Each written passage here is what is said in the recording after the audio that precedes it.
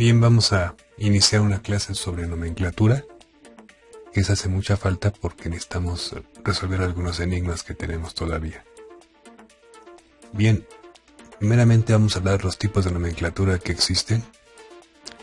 Los sistemas de nomenclatura que existen es el sistema estequiométrico de Yupac, que es el que utilizamos para nombrar compuestos moleculares y es el que precisamente utiliza prefijos como mono, di, etc. El otro sistema que tenemos es el sistema funcional clásico o tradicional, que es el que empleamos para nombrar ácidos, donde ponemos oso, ico, etc. Y por último tenemos el sistema stock, que es el sistema que usamos para nombrar compuestos iónicos. Es importante que lo recordemos, porque son temas interesantes que hay que recordar para nombrar compuestos moleculares, sobre todo que se los van a preguntar en un examen de admisión. Bien, las reglas para nombrar compuestos moleculares, vamos a empezar a verlas. Vamos a ver algunos ejemplos para nombrar compuestos moleculares. Debemos recordar, por ejemplo, que los compuestos moleculares tienen la variante de estar formados por dos no metales. Entonces debemos recordar cuáles son los no metales. ¿Qué elementos son los no metales? ¿Qué elementos son los metales? Estos se van a encontrar obviamente en la tabla periódica. Tenemos que tener siempre cerca una tabla periódica. No nada más para dar nombres, sino simplemente para identificar elementos. Ya que en algunos casos sí vamos a requerirla para nombrar compuestos permoleculares. Para los compuestos iónicos y los compuestos ácidos, la tabla periódica no nos va a servir de gran ayuda. Por eso nada más utilícenla para compuestos de tipo molecular. Bien, vamos a empezar a ver algunos ejercicios sobre compuestos moleculares.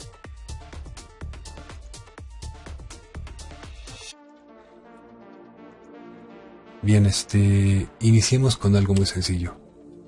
Primeramente plantearemos dos átomos. Dos átomos que pueden ser no metales. De hecho, deben ser no metales porque vamos a trabajar nomenclatura de compuestos moleculares. Entonces, en la tabla periódica tenemos que irnos a la sección de no metales para poderlos identificar. Vamos a suponer que tenemos el azufre y el cloro. Generalmente cuando tenemos este tipo de compuestos ya nos dan la fórmula. Y vamos a suponer que tenemos una estructura así. Bien, para nombrar este tipo de compuestos, y de hecho todos los compuestos en química se nombran al revés de cómo se escribe la fórmula. Primero nombramos del lado derecho y luego del lado izquierdo, o sea, en sentido opuesto. Ahora nos fijamos, este átomo es el cloro, está en la tabla periódica como no metal, y este es el azufre, está en la tabla periódica como no metal. Bien, el segundo elemento que se escribe en la fórmula le vamos a agregar la terminación uro. En la mayoría de los casos, la única excepción es en el oxígeno, que vamos a poner ido. En todos los demás va a ser uro. Y luego nos fijamos que nada más hay un cloro. Y prefijo para uno es mono. Entonces vamos a poner aquí que es mono. Y como al cloro le vamos a agregar la terminación uro, sería mono, cloruro, de azufre. Pero como hay dos azufres, hay que nuevamente agregar el prefijo di. Si nada más hubiera un azufre, no tendría necesidad de usarse el prefijo mono. En este caso no se usa mono, nada más se usa en el segundo elemento. En el primero no se usa mono, se usa de dos en adelante. Sea monocloruro de, di, porque son dos, azufre. Vamos a ver otro ejemplo. Miren este caso. Nuevamente son dos no metales, es lo mismo los mismos no metales de acá arriba, nada más que aquí tenemos un cloro y un azufre. Nuevamente nombramos de derecha a izquierda. Como nada más hay un cloro, sería mono.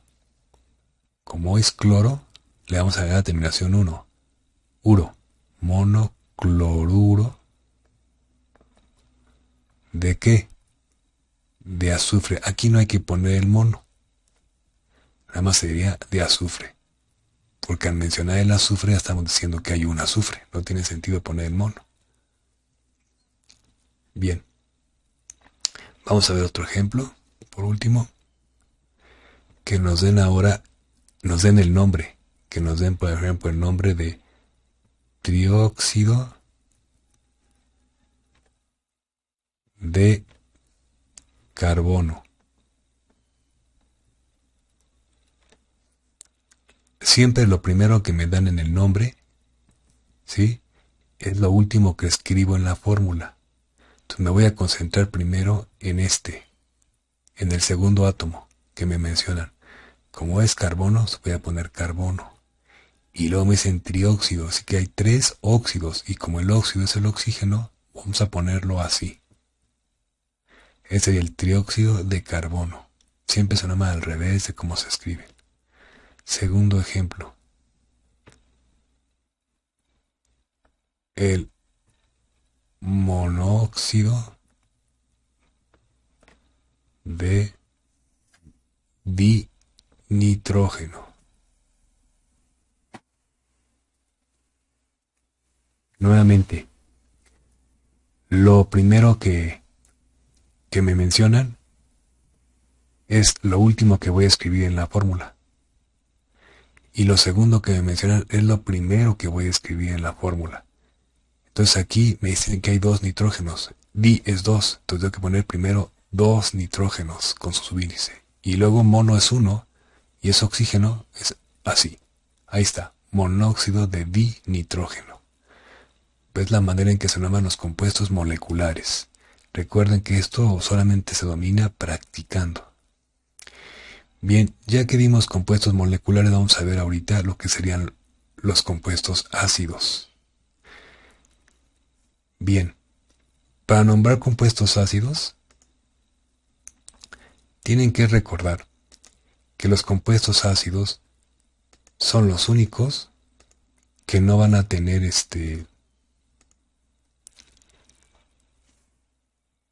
los ácidos, perdón, los compuestos ácidos y los compuestos iónicos van a ser los únicos que vamos a buscar en la lista de iones.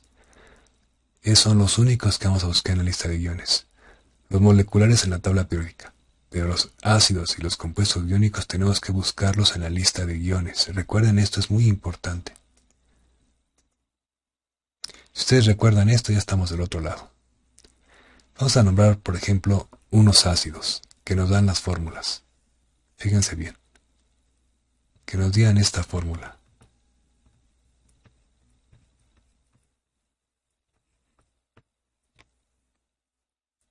Lo primero que debo saber al ver un hidrógeno encabezando la estructura es que por existir este hidrógeno, esto ya es un ácido. Les repito, el simple hecho de que aparezca un hidrógeno encabezando la molécula, esto es un ácido. Entonces tengo que poner la palabra ácido. Lo primero que tengo que hacer cuando vea hidrógenos que encabezan la fórmula es poner la palabra ácido.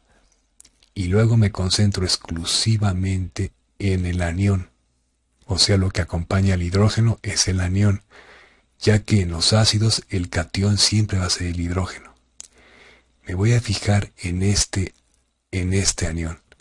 Y las reglas que voy a seguir son las siguientes. Si el anión termina en uro, yo voy a cambiar su terminación a hídrico.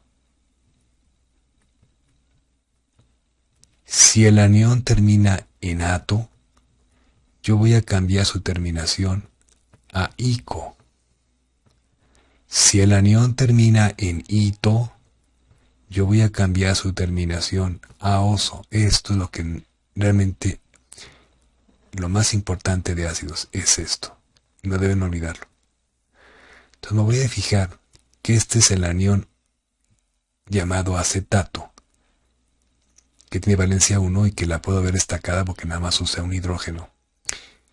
Entonces, como el acetato, ato, termina en ato, voy a cambiar a ico. Entonces sería el ácido acético. ¿Ven? Vamos a ver otro ejemplo. Supongamos que les dieran este ejemplo. Nuevamente, al ver esta molécula, inmediatamente, como inicia por hidrógeno, inmediatamente pongo la palabra ácido. Luego me concentro en el anión, que acompaña al hidrógeno, que es el sulfuro, está en la lista de iones. Les repito, estos están en la lista de iones. Como sulfuro termina en uro, voy a cambiarlo por hídrico. Quito el uro y pongo el hídrico. Entonces el ácido sulf, quito el uro y pongo el hídrico. Sulfhídrico. Siguiente ejemplo.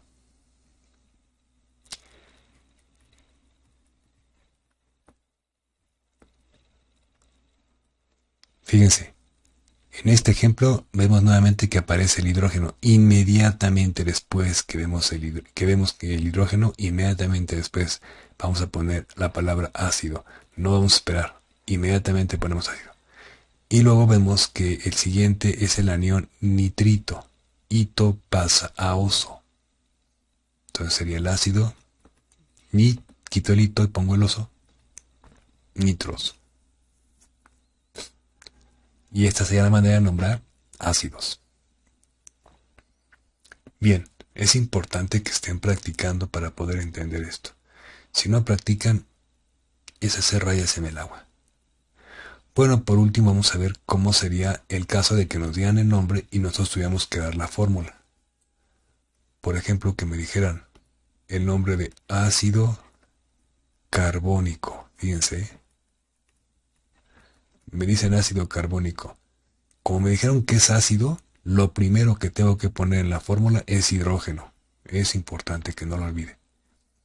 Y luego voy a buscar en la lista de iones aquel que termina en el carbónico. No, voy a terminar el carbonato. Voy a buscar el carbonato porque ico viene de ato. Recuerden eso, ico viene de ato para los ácidos.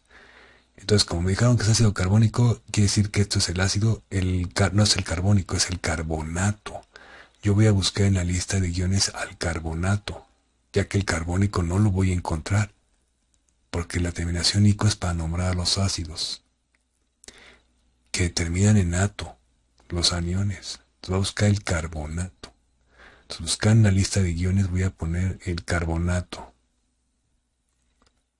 Luego voy a checar las valencias. Importante que no olviden ese paso. Checar las valencias, checar las valencias.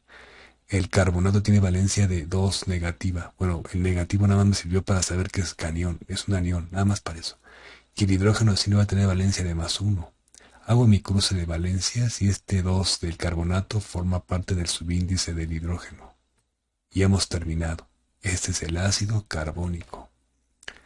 Vamos a poner otro ejemplo.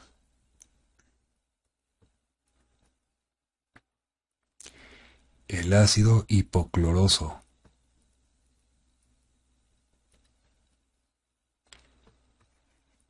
Bueno, primeramente lo que debo poner en la fórmula es el hidrógeno. Recuerden eso, cuando digan un ácido es primero poner el hidrógeno.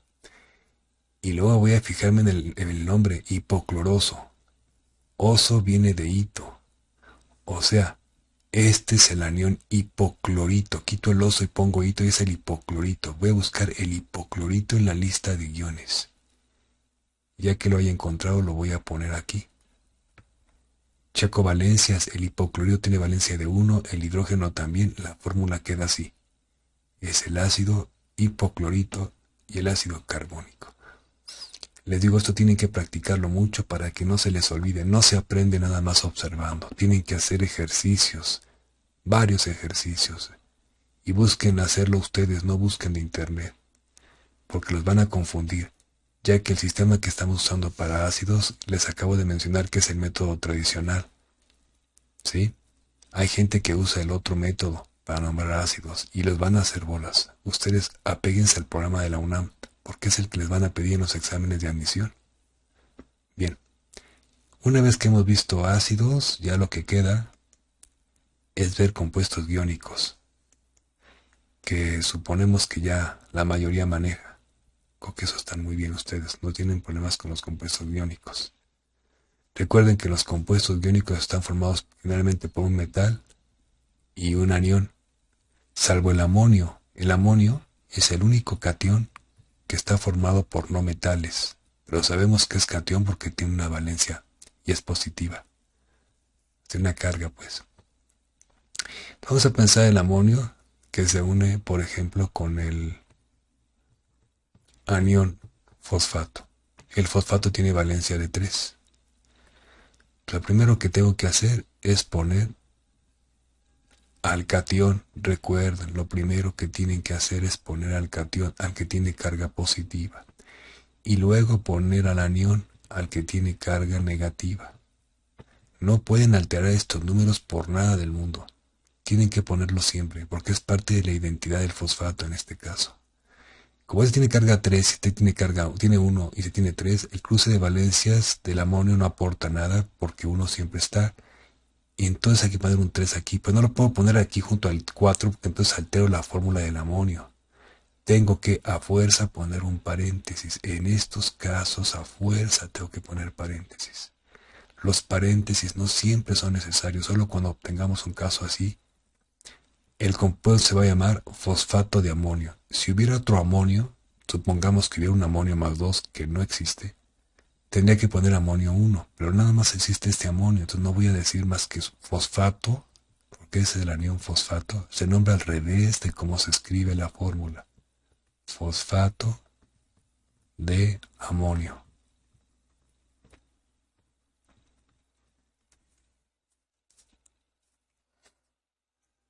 Vamos a suponer que me dan esta fórmula.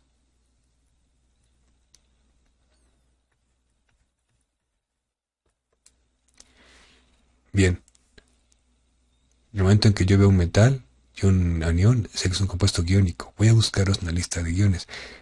Me fijo primero en el que está después del catión. Voy a nombrar al revés de cómo se escribe la fórmula. Me fijo que es el anión bisulfuro.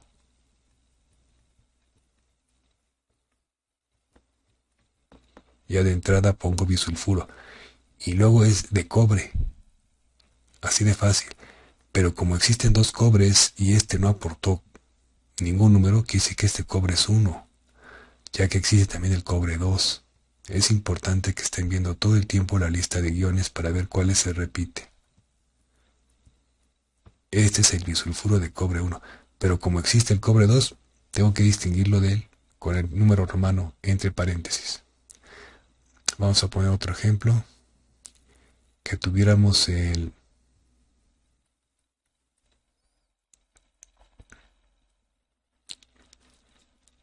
este compuesto. Fíjense, el fosfato es el ion que está aquí. Entonces pondría fosfato de aluminio, porque el catión que estoy viendo es el aluminio. Siempre se nombra al revés de cómo se escribe la fórmula. Y para hacer la fórmula se hace al revés de cómo se escribe el nombre. Como nada más existe un aluminio, no tiene sentido ponerle entre paréntesis nada. Nada más hay uno. Eso creo que la mayoría lo entendió. En algunos casos tenemos, por ejemplo, situación en que nos piden escribir la fórmula de un compuesto que tiene la peculiaridad de que hay que simplificar los subíndices. En este caso no fue necesario simplificarlos. Aquí ya los simplificaron por los otros. Fíjense a qué me refiero. Supongamos que tenemos el plomo que se une con el...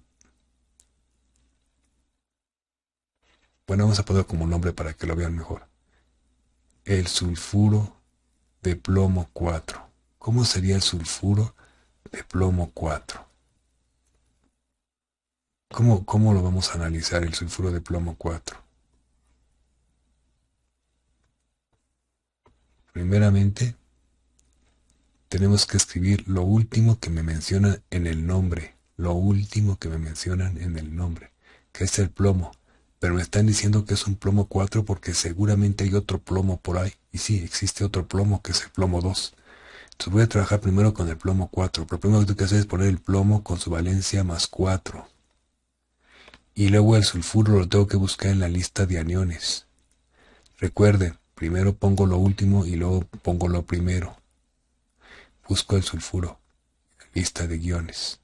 Primero pongo el catión y luego pongo el anión. Primero pongo el catión y luego pongo el anión. El sulfuro tiene valencia de 2. Hago mi cruce de valencias. Recuerden que los signos nada más me sirven para identificar cuál es el catión, que es positivo, y cuál es el anión, que es negativo.